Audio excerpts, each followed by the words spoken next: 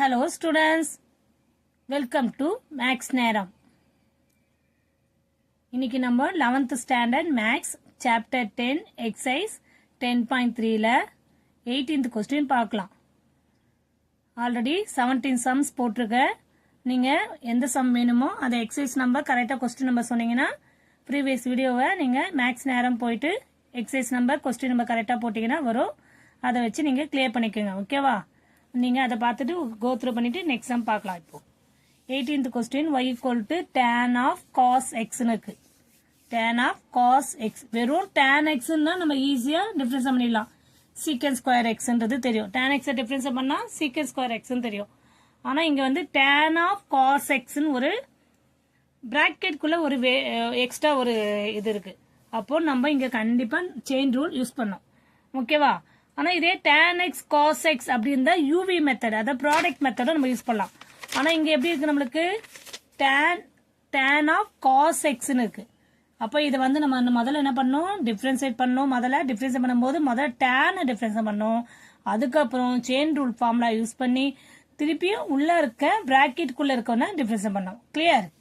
Question குள்ள போலாமா? Question என்ன, y equal to tan of cos x. அப்போ differentiate with respect to x. ஏன்னா இங்க x தான் இருக்கு. அப்போ differentiate with respect to x. அப்போ dy by dx equal to முதல்ல tan டிஃபரன்ஸ் பண்ண என்ன ஆகும், secant square of cos x. அப்புறம் cos x, இப்போ secant square of cos x. அதாவது tan x, x க்கு பதிலா இங்க cos x க்கு, அதனால அதை பண்ணிட்டோம். இதுக்கப்புறம் உள்ள இருக்க cos x டிஃபரன்ஸ் பண்ண dy by dx of chain rule use பண்ணி திருப்பியும் again டிஃபரன்ஸ் பண்ண cos x டிஃபரன்ஸ் பண்ண, அவ்வளவுதான், வேற எதுவுமே இல்லை.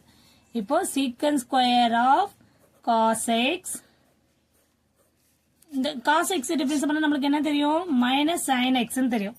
cos x டிஃபரன்ஸ் பண்ண நம்மளுக்கு மைனஸ் sin x ன்னு தெரியும். therefore dy by dx equal to secant, இப்போ இங்க இந்த மைனஸ் இப்படி எடுத்துன்னு வந்துடலாமா, minus sin x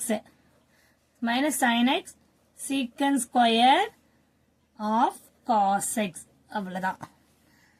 minus sin x secant square cos x. Clear? ஒன்னும் இல்லம்மா, y equal to tan of cos x கொடுத்துருக்காங்க. வெறும் tan x கொடுத்தாங்கன்னா secant square of cos x எழுதலாம்.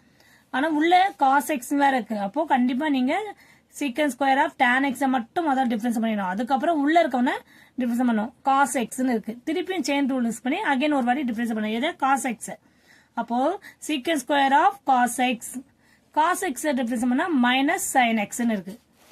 therefore ஃபைனல் ஆன்சர் என்ன வருது நம்மளுக்கு, dy by dx equal to இந்த மைனஸ் sin x ஃப்ரண்ட்ல எடுத்துட்டு minus sin x secant square of cos x. ஓகேவா? கிளியர்? Thank you students.